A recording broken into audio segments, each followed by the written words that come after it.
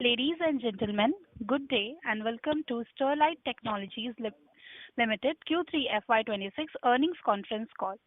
Before we proceed with the call, let me remind you that the discussion may contain forward-looking statements that may involve known or unknown risks, uncertainties, and other factors. It must be viewed in conjunction with our business risks that could cause future results, performance, or achievement to differ significantly from what is expressed or implied in such forward-looking statements. Please note that we have uploaded the results and earnings call presentation on STL's website, and the same is available on the exchange. In case you have not received the same, you can write to us and we will be happy to send the same to you. To take us through the results and answer your questions today, we have the senior management of Sterlite Technologies Limited, represented by Mr. Ankit Agrawal, the Managing Director, and Mr. Ajay Jhanjari, Chief Financial Officer. We will start the call with brief overview of the quarter gone past and then conduct the Q&A session. As a reminder, all participants' line will be in listen-only mode, and there will be an opportunity for you to ask questions after the presentation concludes. Should you need assistance during this conference call, please signal an operator by pressing star, then zero on your touch-tone phone. Please note that this conference is being recorded. I will now hand over the call to Mr. Ankit. Over to you, sir. Thank you. Good day, everyone. Thank you for joining STL's Quarter 3 FY26 earnings call. I begin by walking you through the key highlights from our investor presentation, after which Ajay, our CFO, will take you through the financials.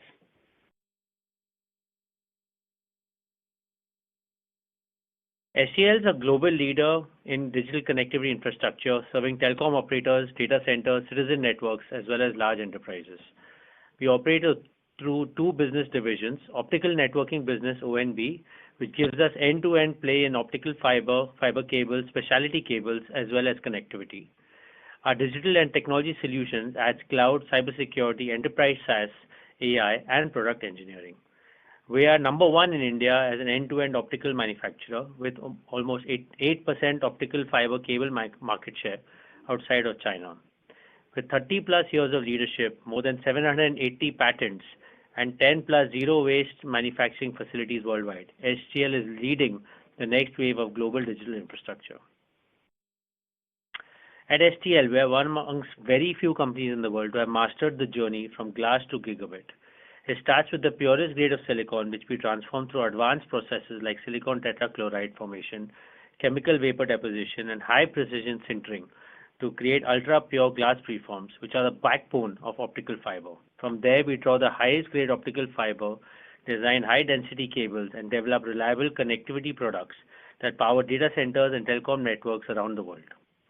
This full-stack integration, right from raw material and network deployment, gives STL a unique edge in quality, cost, efficiency, and innovation across the connectivity value chain. This deep integration enables us to engineer next-generation fiber, cable, and connectivity solutions that are redefining global connectivity. Our end-to-end innovation from material science to smart optical systems help global network builders create faster, denser, and more reliable networks in the AI era. As we complete 9 months of FY26, our strategic direction in optical networking remains unchanged. We continue to focus on gaining market share in optical fiber cables, improving connectivity attach rates, and expanding our data center portfolio to meet the growing demand from AI-led infrastructure. At the same time, we are strengthening our technology and cost leadership in the optical domain. Beyond growth, our mission is to build for the future through STL Digital. We are investing in technology and domain capabilities to create long-term differentiation, while ensuring all initiatives deliver profitable and sustainable growth. These priorities will guide us through the rest of FY26 and beyond, enabling us to not only meet today's needs, but to shape the digital networks of tomorrow. Moving on, we will now speak about our performance in the optical networking business and our focused journey towards gaining our market share. We are at the intersection of three powerful multi-year investment cycles: FTTX, data centers, and 5G, creating a strong structural tailwind of optical infrastructure. FTTX is accelerating globally, with deployments rising from 151 million fiber kilometers to 170 million fiber kilometers by 2030.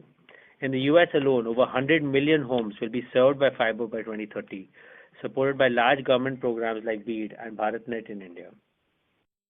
Data centers are the fastest growing driver of fiber demand. CRU projects global DC-led demand to grow at 76% CAGR from 2025, with hyperscalers driving long-haul and inter-data center connectivity.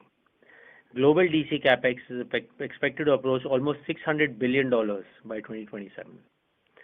5G is also scaling rapidly, with 6.3 billion subscriptions expected by 2030, carrying 80% of all mobile data traffic. This requires a massive amount of fiber backhaul, fronthaul, and network densification. Together, these three cycles are creating a structural multi-year demand tailwind for fiber and connectivity, positioning STL at the center of the next global digital infrastructure build-out. Next, we show you how global telecom and technology leaders like AT&T, Unity, BT, and many others are aligned in backing optical fiber as the base of the digital future across 5G, broadband, data centers, and AI infrastructure. The takeaway is simple. Fiber remains the backbone of all digital infrastructure. Moving on, slide 11 shows how the AI revolution and the rapid data expansion are creating once-in-a-generation opportunity for optical connectivity. Data center capacity is expected to grow sharply over the decade, with significant share of new demand coming from AI-led infrastructure. Hyperscalers are stepping up investments, pushing global data center IT spending towards multi-trillion-dollar levels. AI data centers are fundamentally different as they are far more fiber-intensive. GPU-dense racks need almost up to 36 times more fiber than traditional CPU setups, and overall fiber density is almost 70% higher. This is driving a strong surge in fiber demand within the data centers. At the same time, data centers are increasingly being connected to each other, which is accelerating growth in data centers' interconnect market. This segment is expected to more than double by 2030, adding another large source of fiber demand globally. We are well positioned for this shift. Our end-to-end Make in India for the World AI DC portfolio is built for the GPU-dense, high-bandwidth, low-latency environment. Our enterprise and data center business is gaining traction with 20% revenue contribution in year-to-date FY26, and we remain on track to scale this to 30% and expect it to be a key growth driver in the medium term. According to CRU, global optical cable demand growth for 2025 has been upgraded to about 4% year-on-year, reflecting strong visibility led by mainly by North American data center build-out and improving execution in China. Importantly, demand is now consistently outpacing domestic supply in North America, keeping the lead times tight. Looking ahead, North America is set to be the main growth engine, powered by AI-led data centers, DCI builds, and continued FTTX expansion. CRU expects it to deliver the strongest regional growth of 13.7% CAGR through 2030. APAC, excluding China, is the second major growth pillar, growing at almost 6% CAGR, led by India and Southeast Asia. This is supported by projects like BharatNet, higher telco capex, and rising data center investments. Overall, this points to a sustained multi-year upcycle in fiber demand, with North America and APAC ex-China, both core STL-focused markets going forward. We're also seeing positive momentum in India, Southeast Asia, and parts of Europe, which are also aligned with our strategy. Our order intake clearly shows how STL is capitalizing on the market recovery. Year-to-date FY26, we have recorded 4,263 crores in orders, a strong 40.3% growth over last year. This reflects both improved demand and our ability to win at scale. The momentum is driven by three main factors. First, large-scale data center connectivity wins aligned with global infrastructure build-outs. Second, a breakthrough into Tier 1 North American telecom customers, strengthening our presence in the critical market. And third, well-deserved, diversified order book, balancing capex-led builds with long-term service contracts. Overall, this performance reinforces our strategic positioning and gives us strong visibility and confidence as we move forward. Let me briefly highlight how STL is strengthening its innovation leadership. This quarter, we advanced next-generation optical technologies. Our MOU with QNew Labs, a deep tech cybersecurity firm, positioned us with quantum secure communications, while a successful multi-core trials with Colt, a premier digital infrastructure company in London, in the United Kingdom, validated our readiness for real-world deployment. Our products, we continue to scale across fiber connectivity and copper. We expanded our ABR intermittent bonded ribbon portfolio to 1,728 fibers and 3,456 fibers for data centers, enhanced data center micro cables, launched a nano DC portfolio, as well as OptoFit connectivity solutions. In addition, we also secured railway signaling approvals in copper for supporting our diversification. Our innovation is backed by a strong IP engine with 780 patents, including 23 new filings in the last quarter. We are also building future capabilities through hollow core fiber for ultra-low latency and AI-enabled fiber sensing, which is seeing growing commercial adoption. STL won 4 major awards in 2025 across data center innovation, leadership, cabling, and social impact. We are delivering global first, India's first quantum secured networks, green hydrogen projects, the world's slimmest 160 micron fiber, showing STL leadership in high performance and sustainable solutions. Overall, this reflects our focused approach in deep tech innovation, IP-led differentiation, and long-term value creation. Slide 15 of the presentation showcases our strengthened data center portfolio with the launch of the world's slimmest 864 fibers in a ribbon cable. We now offer full stack DC connectivity suite, fiber and copper cabling, pre-terminate systems, and high density IBR designed for faster deployment, low latency, and scalability. The portfolio is AI and hyperscale ready, meeting global standards and sustainability requirements. It is supported by in-house future-ready manufacturing and a strong go-to partnership. Slide 16 highlights STL's leadership in multi-core fiber, a key enabler in quantum-safe multi-terabit networks. Multi-core fibers allow 4 to 7 times higher capacity with the same physical footprint, improving space efficiency while lowering deployment and infrastructure costs, making it ideal for AI data centers, long-haul 5G, and high-performance interconnects. We have shown strong capability, enabling India's first quantum key distribution over multi-core fiber, completing live 100-kilometer testing and becoming the first globally to deploy multi-core fiber in both aerial and underground networks, further validating our successful trials with Colt in the UK. Overall, this positions STL at the forefront of quantum-safe next-generation optical networks with strong relevance for global hyperscalers and carriers. Looking ahead to STL's next-generation fiber portfolio, we have 2 exciting launches coming up, G654E and hollow core fiber. To start with, G654E delivers around 30% lower signal loss along with a larger core. This makes it ideal for AI-led high-power, long-distance networks such as 400 gig, 800 gig data center links, national backbones, and subsea cables. At the same time, hollow core fiber is truly a game changer because the light travels through an air-filled core. It offers 30 to 47% lower latency and supports extremely high bandwidth. As a result, it opens up major opportunities in data center interconnect, sensing, and quantum communications. Put together, these launches will place STL among a select group of very few global players ready for large-scale G654 deployment and early leadership in hollow core fiber, exactly where the future of fast, low-latency networks are headed. Speaking of our market position and attach rate trends, our global ex-China OFC market share remains stable at 8% year-to-date FY26, reflecting disciplined execution in a competitive market with clear focus on gaining our share over time through our technologies. Our optical connectivity attach rates moderated to 17% in year-to-date FY26 from 22% in FY25. This was primarily driven by product mix and project timing, along with a sharp acceleration in OFC revenues leading to a higher base. We view this moderation as temporary, and importantly, the long-term opportunity of connectivity remains strong. Our portfolio is expanding, and we're increasingly focused on selling our integrated solutions of the cable and connectivity rather than standalone products. Taken together, this shows that our core OFC business is stable, while there is a clear runway to drive higher value through attached-led growth over the medium term. Now turning on to the financial performance of optical networking business. In Q3 FY26, the revenues came at 1,174 crores, reflecting a strong volume recovery and growth Q-on-Q and Y-o-Y basis.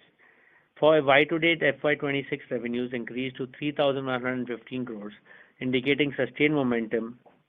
On profitability, Q3 FY26 EBITDA margin was 11.2%, moderating versus earlier quarters due to tariff-related headwinds. However, EBITDA in absolute terms grew, with year-to-date FY26 EBITDA at 404 crores, supporting margin recovery as volumes scale and the cost normalize. Overall, this reflects improving top-line traction and clear path to margin recovery as operating leverage kicks in. Let me now take you through a continued growth momentum in STL Digital. We have global delivery footprints across India, US, and UK with strong capabilities in data analytics, AI, cloud, cybersecurity, and enterprise SaaS, serving diversified industry verticals. During Q3, we added one new major customer, taking our total base to 34, and secured US dollar multi-million SAP for HANA deal with US-based healthcare major, demonstrating execution capability in large complex programs. Our team now comprises of 1,120 consultants, supporting growth deal sizes and multi-service engagements. Financially, we closed the quarter with an open order book of 276 crores, providing strong revenue visibility. Overall, STL Digital is well-positioned for scalable growth, driven by customer centricity, innovation, and increased deal depth. Moving to the next slide, we showcase steady progress in digital business both on scale and profitability. Q3 FY26 revenue was 86 crores with stable performance over the 9 months at 215 crores, broadly in line with the last year despite a tough environment. More importantly, Q3 FY26 EBITDA was 1 crore, marking another consecutive EBITDA positive quarter. This reflects operating discipline and better project quality. While still in the scale-up phase, the business is clearly moving in the right direction while stabilizing revenues and improving profitability. Now I will hand over the call to Ajay to take you through the financials. Thank you, Ankit, and thanks to everyone for joining us today. I'll take you through the key financial highlights for Q3 and YTD FY26. Our revenue for Q3 stood at INR 1,257 crore, reflecting strong growth momentum, with YTD FY26 revenue up 12% year-on-year at INR 3,311 crore. Growth was broad-based across business segments. EBITDA for Q3 was INR 129 crore with a margin of 10.3%. Margins moderated in the near term due to tariff headwinds. For YTD FY26, EBITDA grew 35% year-on-year to INR 410 crore, with margins improving to 12.4% year-on-year. PAT before exceptional items stood at 9 crore in the current fiscal, compared to a loss of 78 crore last year. A clear turnaround which highlights strengthening underlying profitability of the business. The exceptional item for the quarter includes a one-time impact of rupees 15 crore related to the new labor code. Overall, the business continues to scale with improving earning quality. Operational EBITDA has improved for 5 consecutive quarters, rising from 11.2% in Q2 of FY25 to 17.9% in Q3 of FY26, driven by a richer product mix and a higher contribution from the US market. However, the US tariff reset effective mid-Q2 of FY26 created a temporary headwind, reducing reported EBITDA by almost 760 bps in Q3 of the current fiscal and bringing the reported margins to 10.3%. While underlying margin momentum remains strong, we have proactively started implementing some mitigation measures such as passing on some proportion of tariff costs to customers and aggressively ramping up local production in the US facility. We still remain hopeful of early resolution of the India-US bilateral trade agreement, which will provide a clear path for further margin expansion. From a geographic standpoint, our revenue mix continues to diversify. North America share increased from 25% in financial year 25 to 36% in the current financial year, while Europe remains a significant contributor at 40%. This balanced regional footprint reduces concentration risk and positions us well to capture growth across key global markets.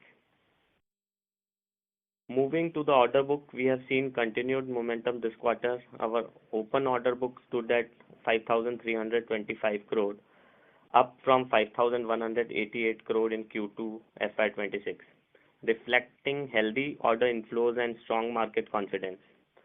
Of this, 988 crore is slated for execution in the next quarter, while the remaining 4,337 crore is scheduled for execution over FY27 and beyond. This robust order pipeline provides strong revenue visibility and reinforces our growth outlook for the year.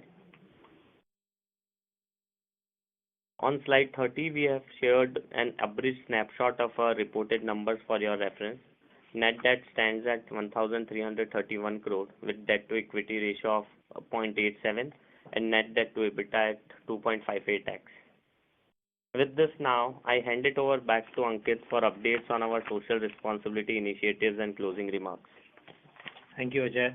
STL's CSR initiatives continue to create a strong and measurable impact across healthcare and education. Our flagship healthcare program, Swasthya Suraksha, won the Best Rural Healthcare Initiative of the year 2025 at the India Social Impact Awards, recognizing a sustained contribution to rural and tribal healthcare. In education, the RoboEdge program received the Best Education Support Initiative of the year 2025 at the Indian CSR Awards for advancing STEM learning and innovation. RoboEdge students also excelled globally in International Robotics Championship 2025, winning multiple podium positions. 9 students represented India, showcasing talent, teamwork, and innovation, reflecting STL's commitment to build a stronger future-ready society. At STL, sustainability is central to our purpose. We are proud to hold an MSCI ESG A rating and are committed to achieving net zero emission by 2030. Our strategy is built on 3 pillars. Environmental sustainability. Since FY19, we have diverted 276,000 metric ton of waste, recycled almost 11 million cubic meters of water, and reduced over 43,000 tons of carbon through energy efficiency. Over 36% of our procurement is local, and we partner with Hygenco to advance green hydrogen. Social responsibility. In addition, aligned with the 16 UN SDGs, we have positively impacted 920,000 lives through education, empowerment, and healthcare, alongside installing 4,500 kilowatt of solar capacity. Strong governance. With 2 Big Four auditors and robust governance committees, we've earned 100+ ESG awards since FY19. Notably, STL is the world's first optic fiber manufacturer certified for zero liquid discharge and zero waste to landfill, setting a true industry benchmark. Let me close now with our focused areas. In optical, our goal is to be the world's top 3, driving innovation and cost leadership, growing in focused markets, increasing connectivity attach rates, and rapidly scaling our data center portfolio. This strengthens STL's role as a key enabler of global digital infrastructure.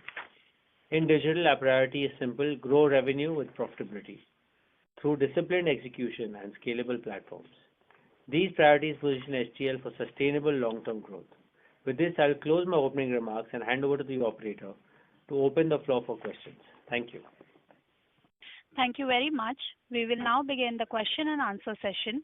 Anyone who wishes to ask a question may press star and 1 on their touch-tone telephone. If you wish to remove yourself from the question queue, you may press star and 2. Participants are requested to use handsets while asking a question. Participants, you are requested to limit your questions to 2 per participant. Ladies and gentlemen, we will wait for a moment while the question queue assembles.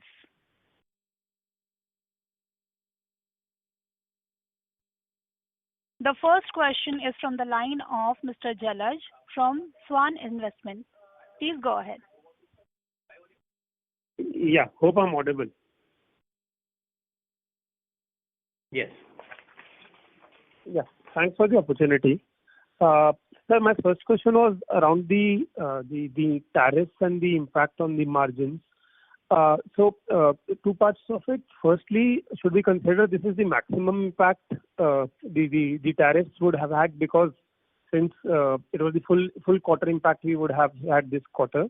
First part. And secondly, how are we looking to mitigate the impact going forward? What sorts of discussions are we having with the clients? And secondly, what actions are we taking? One, you have mentioned specifically about opening up the plant in the US. is there some other way of processing or a different location altogether, something on those lines? Yeah, thank you. So as we shared, we've this has been a full quarter of the tariff impact. Definitely, ultimately the amount of tariff we pay is a function of the amount of business that we do, particularly the products that we manufacture from India and we sell into the US market. As you also mentioned, we do have some options in terms of our manufacturing facility that we have in the US, and ensuring that is utilized to the best possibility.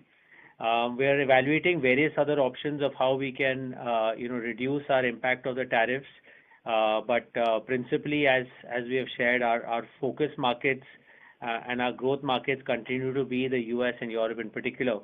So we do see that these will be markets where we will continue to focus in terms of volume.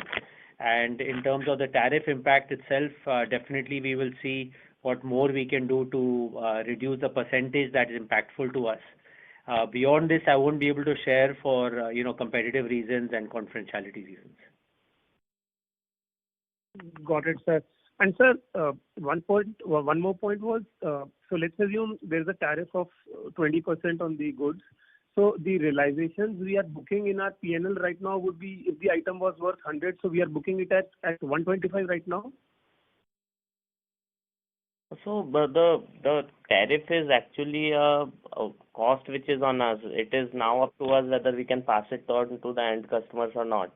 So the realization will include every cost which we are incurring in order to get the revenue. Sir, so just to get it right, so let's assume the PO, so if the growth is 20%, so it will be partially because of the fact that the tariffs have been built in. Sorry to interrupt. Hello. Yeah, I'm just closing up the question, if you don't mind. So Jalaj, just in order to answer your question, what you have to see is the PO from end customer doesn't mention what is the tariff and what is the cost of the goods. So the PO comes for the entire amount. Now the question I can de-link with it is whether the customer is absorbing the cost of tariff or not. Currently, we are in the process of negotiation because this is the time when we enter into new contracts. That is going on. So then the impact on customer because of the tariff will be clearly visible. Not right now. Got it. Thanks a lot. Thanks. Thank you. Thank you. Thank you.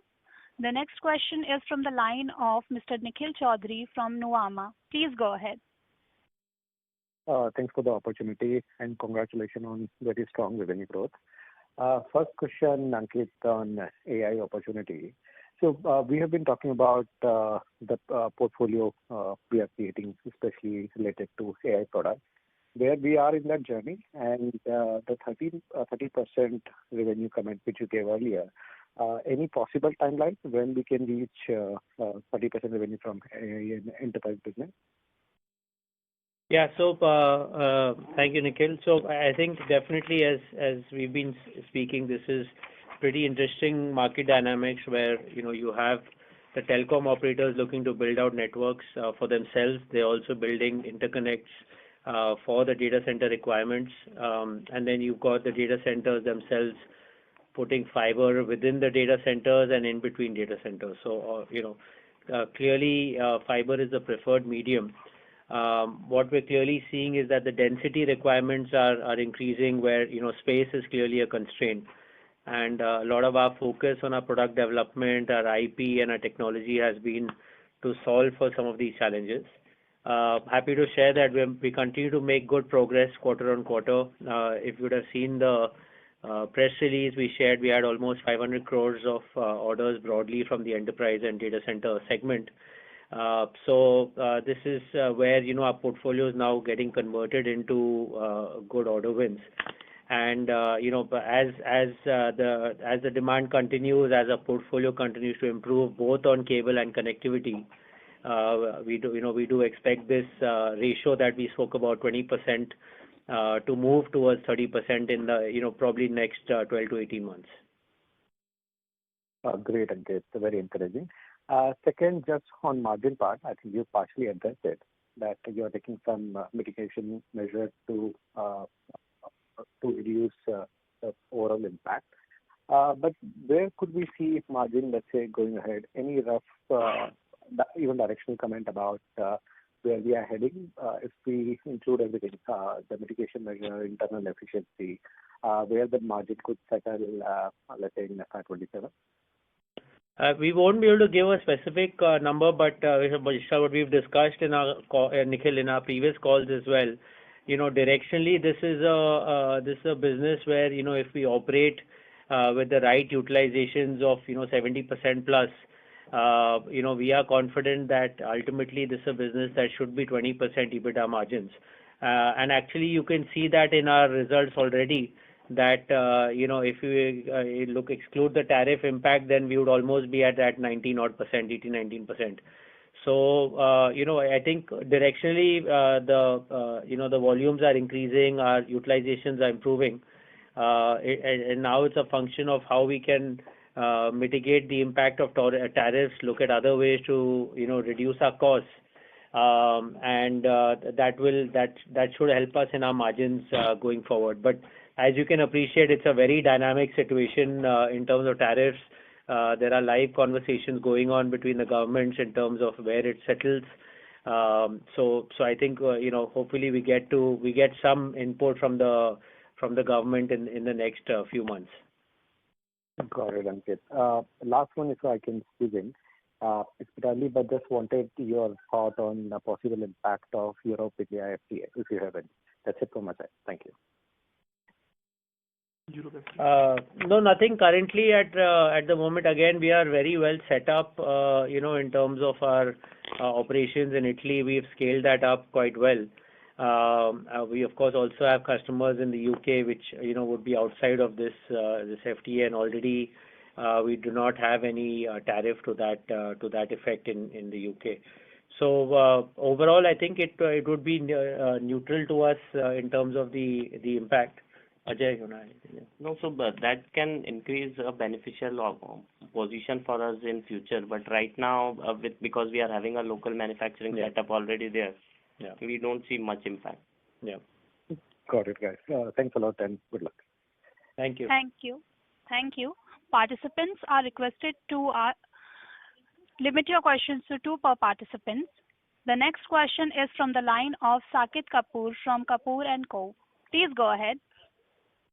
Yeah, Namaskar Ankit ji, Namaskar sir, and thank you for the opportunity. Sir, firstly, just to clarify, the 2 factors that attributed to the lowering of margins are particularly the labor law implementation affected in the PNL and the tariff impact. Are these 2 the key reasons why the margins are lower to 13%, 10.3% EBITDA margin?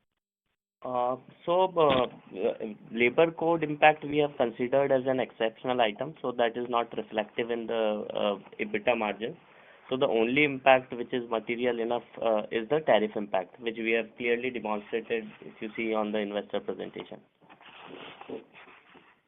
Okay, and so taking that into foray, if you could just elaborate, just quantify for us how much have been the impact, as Ankit ji was mentioning about the PO order from the customer that does not take into factor the tariff impact. So which line item does the tariff get displayed?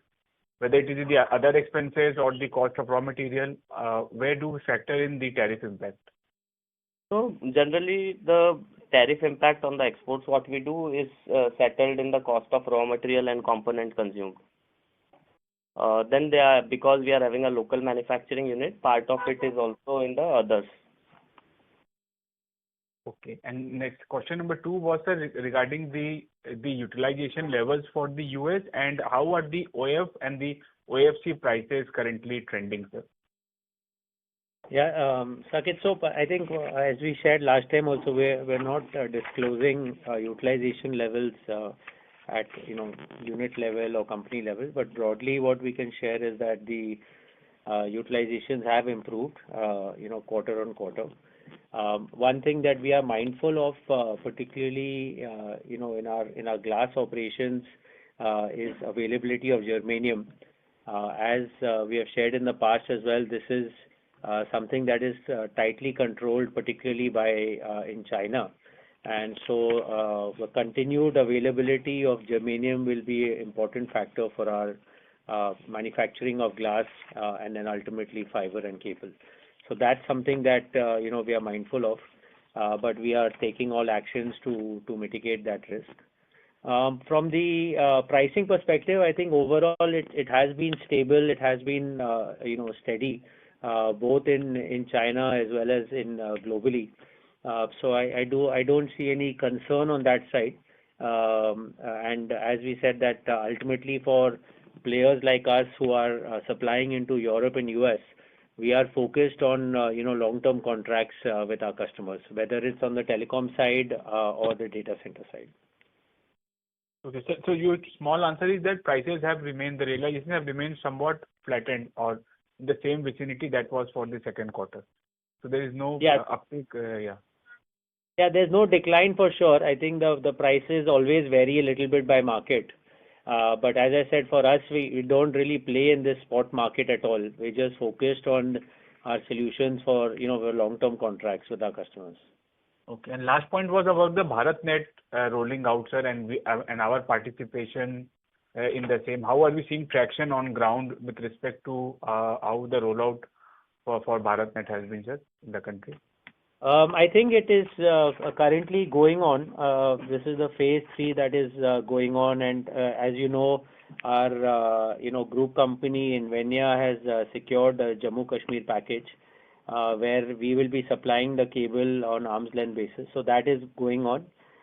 We have also achieved what is called a MAF, manufacturing authorization from few other bidders. And I think it's still initial stages in terms of the execution.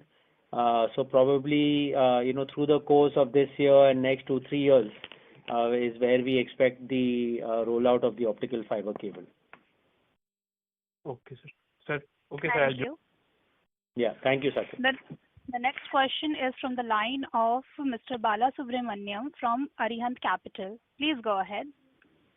Good evening, sir. Thank you so much for the opportunity. Sir, my first question, I think we are working on next generation fiber technologies, especially when we can expect commercial rollout for hollow core fiber, HCF, and G654E fiber. And what is the projected adoption rates in long haul networks and data center interconnects? Yeah, so I'll touch on hollow core first. I think it's a very exciting technology. It's in the public domain that particularly Microsoft and Amazon are really looking to deploy this at a good amount of scale. We're also seeing some deployments of this in China as well. So clearly it's moved from, say, the phase of concept to being on the ground. I think practically over the next 2 to 3 years is when we see larger scale rollouts happening. It's still there are say commercial challenges to deploy this fiber in terms of the cost of manufacturing is extremely high, and the process speeds are very, very low for all the manufacturers globally. So this is where there will be certain time and effort to scale this up and make it viable from a larger scale perspective. But the impact to the network and the impact to the hyperscalers is very real. So it's quite an exciting time to work with them. Just to be clear, there are no global standards still set on hollow core. So that also has to be done in terms of an industry standard to make sure that this can get rolled out at scale. G654 as well in some similar ways is a little bit more advanced. There is a reasonable amount of demand that we're seeing globally. But again, this is, we do see the realizations to be definitely better than standard fiber, and it can enable typically 70 to 100% longer reach. So again, there is a good amount of opportunity here, but I would say less than 5% of the world market is with this fiber right now, but good potential going forward. Okay. So my second question, I think we have been partnership with Coal Technology Services for multi-core fiber. I think the trials also Mr. almost. Subramaniam, sorry to interrupt. Can you rejoin the queue for more questions? Okay, madam. Thank you. Participants, in order to ensure that the management answers all the questions, you are requested to limit your question to one participant. The next question is from the line of Dhaval Jain from Sequent Investments. Please go ahead. Hello, sir. So my couple of questions are, the first question is, as the North America revenue contribution has increased from 25% to 36% versus the last year. So I just wanted to understand, like, we have a tariff impact of 7% on our margins due to this. So going forward, what I understand is, if this revenue contribution keeps on increasing, will our the tariff impact keep on increasing and the margins keep on dragging further down? Hi Dhaval. So basically, see, as Ankit mentioned previously, we majorly act into the major long-term contracts. So ideal way to deal with it is that we are bullish on the US market, but at the same time, the tariff impact can be passed on to customers only at the time of renewal of contracts. So that process is currently going on. So while the US revenue is expected to increase with the mitigations measures we are already working on, and few of them are now in place, we don't expect any further increase. Okay. And also one more Mr. question Jain? on the. Yes. You are requested to rejoin the queue, please. Also one more question. You can go ahead. One more question. Okay, go ahead. Thank you. Yeah. So the question I wanted to understand is, on the growth that we had in the revenues, was it more of the volume growth, or the realizations have also contributed in the growth, the 20% YOY growth? Majorly, it's a mix of both. Yes, volume has played a significant part in it, but at the same time, the sale of high fiber count cables has also increased this top line. The AI one. Not so on the AI one. Overall value-added cables and So, more is higher higher technology cables. Yeah, so the ballpark, I mean, could I get an understanding of what would be the split between the volume and the value? No, we won't be able to share that. Sorry. Okay, sir. Thank you. The next question is from the line of Akshat Mehta from Seven Rivers Holding. Please go ahead. Yeah, hello. Am I audible? Yes. Yeah. Hi. So I just wanted to ask you an update on the lawsuits, right? What is happening on the US lawsuit, and if you can share some light on this income tax order that has come in. What is that and what is the impact? You can take the income tax first. Okay. Ajay. Yeah, so see, this income tax matter is in the regular assessment. There are some transfer pricing adjustments for which they have issued this notice. We are quite confident that with the merits we are having in the case, no material financial impact is going to be there. And we have already disclosed it in detail, if you see with the press release. So are we going to make any provision, or we have to deposit some amount, or there is no impact as of now? As of now, there is no impact, but as per we will have to go by the rules only. So there can be a chance of some deposits, but that doesn't exceed more than 15 to 20%. Okay. And linked to the legal matter in the US, so in September 2025, our US entity against which the case is there, it has appealed the district court's judgment, and now the case has moved to the US Court of Appeals. And whatever was required in terms of posting the bond, that has been done successfully, and there is no financial payout obligation at this stage. So as we are confident of our appeal, we believe we have a very strong case, So as that progresses, we shall of course update it as a fiduciary duty. Okay. Thank you. Thank you. The next question is from the line of Bajrang Bafna from Sunidhi Securities. Please go ahead. Congratulations for good growth. So basically, sir, in our existing order book, which is closer to 5,000 crores, if you would like to understand, suppose the US trade deal doesn't materialize in next couple of quarters, and since you are negotiating the new orders, when can we see the impact of past orders getting went, and the new ones will be visible in the margins itself? That will be, you have indicated close to 1,000 crores will be executed in next quarter. So when the older contracts will expire and the new pricing will kick in, if we just try to understand from that perspective. Thank you. So see, there is going to be a gradual shift from it. So we'll keep on getting new orders. We'll keep on supplying against the long-term contracts which we are having in past. Good thing is that in US generally the contracts are currently in the range of 12 to 15 months. So we'll start see part of the impacts from the next quarter onwards. And the full impact will take some time. It is going to be a matter of 2 to 3 quarters wherein all old contracts will be fully settled in and all the new contracts will jump in. Yep.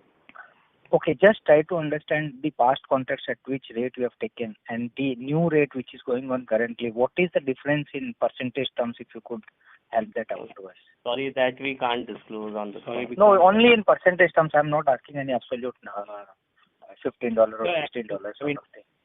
I mean, see, obviously the tariff rate is 50%, and logically you would want to share some part of that cost to the customers. But really, it just varies from customer to customer, the product portfolio, various other terms of the contract. So that's why we can't give you one number. It will all be down to what we are able to negotiate and create that balance between the best pricing as well as ensuring we get long-term partnerships. Okay. Thank you. So next quarter onwards, your margins are going to improve, Mr. Bafna? even with the 50% tariffs. Mr. Bafna? Yep. Okay. Thank you. Thank you. The next question is from the line of Mr. Sunil Jain from Nirmal Bang Securities. Please go ahead. Yeah. So my question again relate to the US, and we had seen impact of the currency of the tariff, but on the currency side, are we going to benefit, and how is the hedging policy for contracts to supply in the US? So we do have a robust risk management policy which makes sure that the fluctuations in forex does not impact us in the short run. But as you rightly said, in the long run, when we'll start getting new orders and against that we are going to supply, there is going to be a positive benefit because we are actually net exporter by far.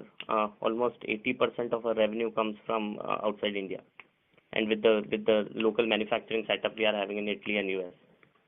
So you want to say that whatever the order you are booking, you against that you book the currency, or Yes. Yeah. So we have the robust hedging policy wherein we don't keep any exposure open. Yeah. Okay. So the benefit of this will come gradually, not at a stage. Yes. Okay, sir. Thank you. Thank you.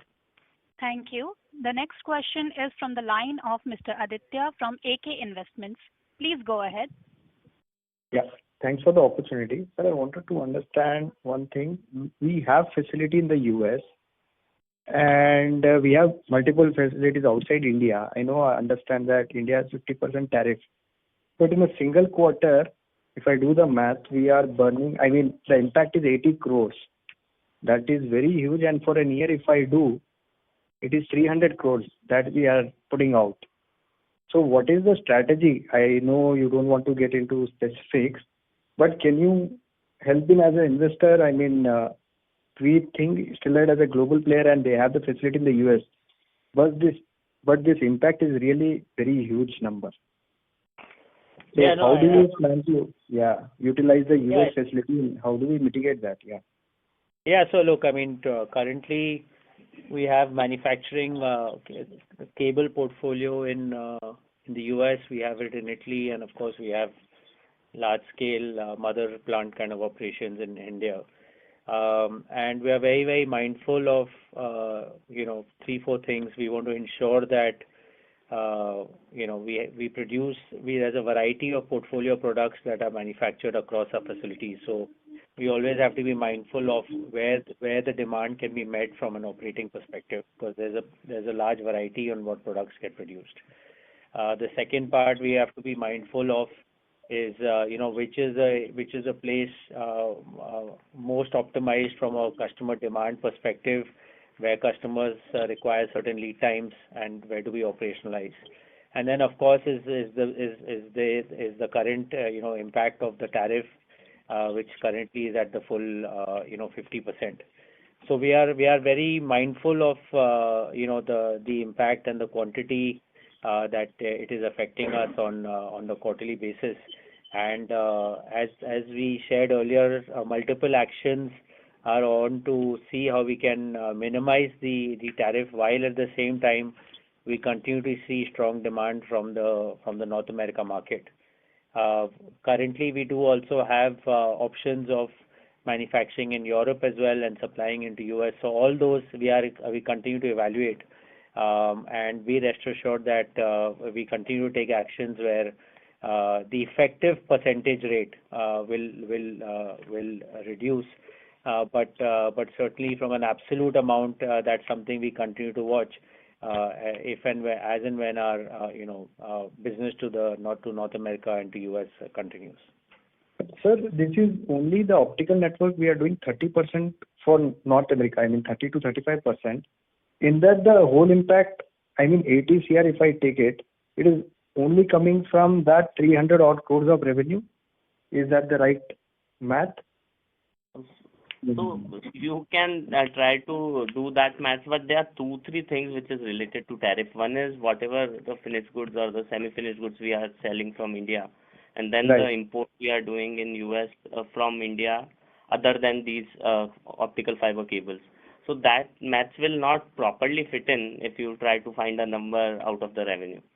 What we can tell you is that yes, as you rightly mentioned, we have been continuously increasing our US production, which can mitigate these tariff impacts partly. Along with it, we are assessing all the other measures to mitigate the impact to the minimum possible. But how much can the US facility help us? I mean, if you can share in ballpark number or percentage, how much? No, I think if you've seen the investments we've done, I think more than $50 million of investment to build a factory of a certain scale. And I think our intent has always been strategic to serve the market both from the facility there as well as from India. As you can appreciate that there is real intent from both governments to sign at least an interim bilateral trade agreement, which has been imminent for some time now and continues to be imminent. So we are mindful that we need to maximize from our operations outside of India. At the same time, we also need to look at other options of how do we reduce the tariff impact. So all the actions are ongoing. And of course, ultimately we do hope that some sort of trade agreement does come through, which will definitely impact and benefit STL. Sure, sir. All the best. I hope that we will be able to navigate this one, and we'll be able to ramp up and use the US facility at utmost utilization so that we can minimize the impact. That would be. Sure. Yeah. Thank you. The next question is from the line of Anshul Saigal from Saigal Capital Advisors LLP. Please go ahead. Thanks for taking my question. You mentioned germanium as a prospective risk in case China stops supplying that as a raw material. What is the mitigant? Do we have alternate raw materials or alternate supplies of germanium? Yeah, so as I said, we've there are global sources available in terms of there are global, while China is the majority, There are other global, geographies available for sourcing of germanium, which we are both evaluating and pursuing. So that's really the primary option. Of course, from China itself, there is a procedure and a process to source the germanium, which we are also pursuing, including with all the government channels. And of course, we also have a facility in China itself, which we are also utilizing, where we can use the germanium that's available locally. So multiple avenues are all working in parallel, and we're confident that we'll be able to solve any challenges we face. Thanks. Secondly, nearly 30 to 35% of our revenues come from North America. I'm assuming most of this will be from the US. From our US facility, are we able to, cater to this entire revenue or only a part of this revenue? Assuming that the US facility operates at full utilization. So currently it's only a part of revenue, so it is a lengthy process to qualify your manufacturing unit for all the standard products which we do. And if you see in the last 2-3 quarters, the entire requirement has changed to high fiber count internet ribbon cables, for which there is a standard process in order to get the qualification. So all that is currently going on with a clear objective of utilizing US facility for full, and then using India for the trading of the other materials or other cables. My question is that will it be sufficient to... Not sufficient. Not sufficient, yeah. So there will be incremental supplies always from other countries, particularly India. Yes, also in the same light, can you give the number of volumes that we did for this quarter? For the whole company, that is. No, we actually don't disclose volumes or capacities for competitive reasons. Okay. Not total capacities also. I mean, No. Not for a plant, but okay. Okay. So in asking another question, I mean we've peaked out on revenues in March 2020, I think, where we did around 5,100 crores. Mr. Sehgal, sorry to interrupt you. Ma'am, this is just a continuation of the question. Just hold on. Okay. We've done 5,100 crore revenues in 2020. Assuming we do full utilization of our capacity, will we be able to reach that number or exceed that number given current pricing? Yes, that we're confident. All right. Thank you very much. Thank you. Thank you. Ladies and gentlemen, due to time constraint, that was the last question. I would now like to hand the conference over to Mr. Ankit for closing comments. Thank you everyone for taking your time to hear us out. We remain very excited and motivated to drive this business forward and unlock its full potential. Through our efforts, we see a tremendous opportunity to connect the unconnected across the world, and especially here in India at every village level. We truly believe STL is well positioned to play a pivotal role in building the digital infrastructure around the world. We're happy to take any of your questions. Both Ajay and I are available through our IR team. Once again, thank you for your time and your continued support. Jai Hind. On behalf of Sterlite Technologies Limited, that concludes this conference. Thank you for joining us, and you may now disconnect your lines.